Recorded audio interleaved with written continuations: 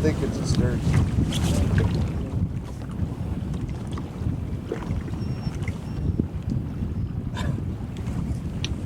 Maybe it's a sturgeon. It's nerve-wracking. At this point, you just kind of want to see it, right? Yeah. Oh my God. Yeah.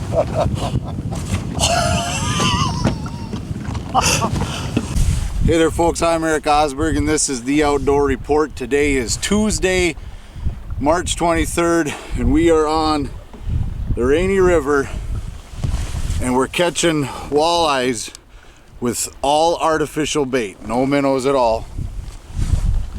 I might need a pliers. Yep. So this is what I'm running. It's a 3/8 ounce sure set jig and a moxie. I'm gonna get this fish put back and then I'll explain what we're doing.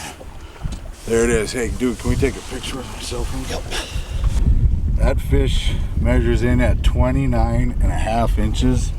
And that's a big beautiful fish. We gotta get her back here. Can you just hold this and then just try to follow the fish? Yep. Ooh.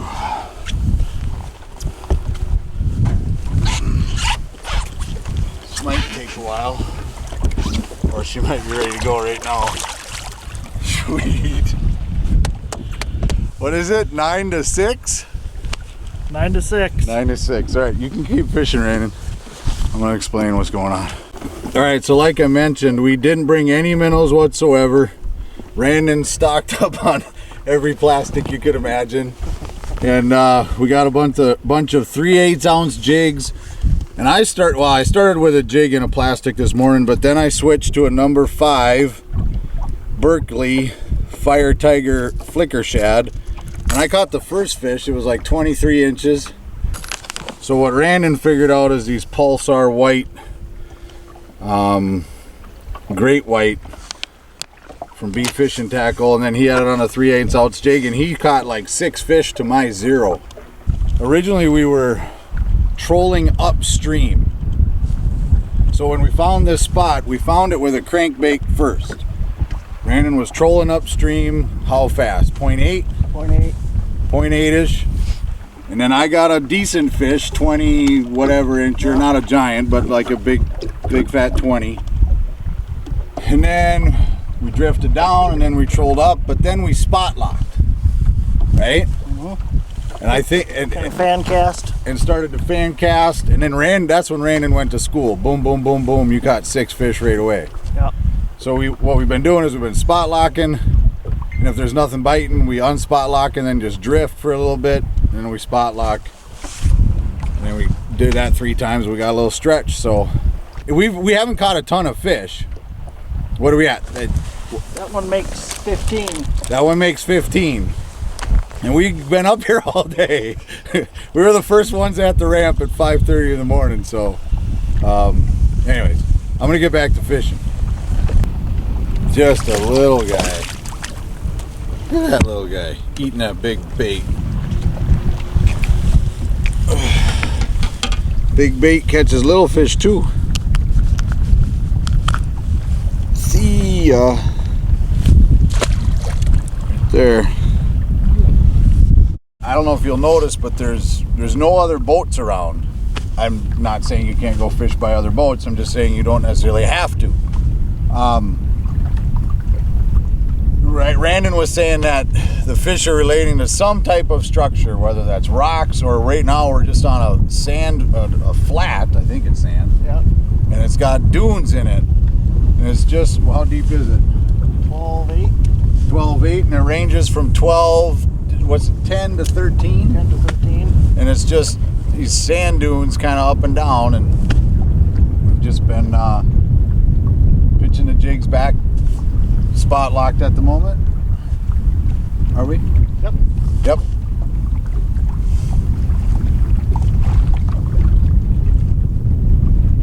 All right, catch one. The camera's still Good, I've been waiting this whole time. Oh, it's gorgeous out here. It's so fun to be in a boat, to not be drilling a hole in the ice. Nothing against ice fishing, but I've been on the struggle bus so bad. I mean, today hasn't been phenomenal, but I think I could say I'm off the struggle bus with a 29 and a half. So the way I'm running this right now is I'm not really doing much. I learned a lot of these techniques from Chris Granrud, Rainy Days Guide Service, Trent Eineichner, Rainy Days Guide Service. We were filming with Joe Bricko, and that's when I think Trent discovered the crankbait thing. And then jigging a plastic has been around for a long time, but Chris Granrud kind of, what he would tell me is, let the river do the work. If you want, it's a passive aggressive, that's what he said, it's a passive aggressive thing. If you want aggressive results, you have to be passive. Rand's been smoking them though, and he's been a little bit more active with the bait. You sure? Nope. Should I grab the net? It's so hard to tell in that current. Right. Giving you a little bit of a tussle. Don't worry if it's really small, I'll edit it out. That's decent.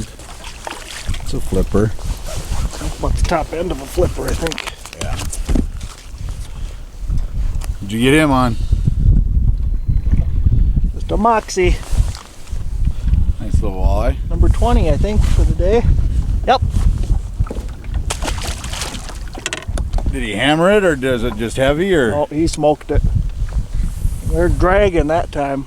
We're just running, we're still running 0.7, 0.8, but we're just dragging.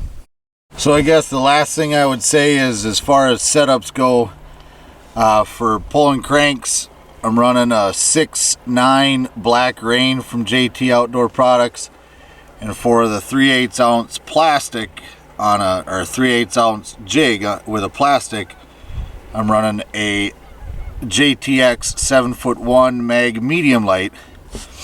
So I only brought 2 rods with. I kind of knew this was going to be the game plan. Brandon, do you have any final words of wisdom? Explore, experiment. We were kind of thinking just jigs and plastics and maybe cranks when we came up, and we've caught them on rip and wraps, cranks, jigs and plastics. Well, we caught them on a variety of things, and everybody around here says it was a slow day today, and it wasn't that bad. 24 fish, 23 fish. What do we have? 22. We lost those last 2.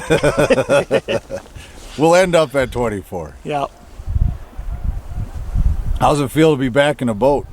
It's awesome. I don't want to go home. What are your impressions of the Rainy River? This is your first time up here? First time. It's a Tuesday, so there's not many people here. So it's really not bad. We've been able to stay out by ourselves all day. So I like it. It's nice to catch small ones and see those big fish come in. Yeah, I wouldn't add much more to that other than it's absolutely gorgeous outside. And I'm glad to be in a boat, not on the ice anymore. Don't forget, it's not about having time, it's about making time.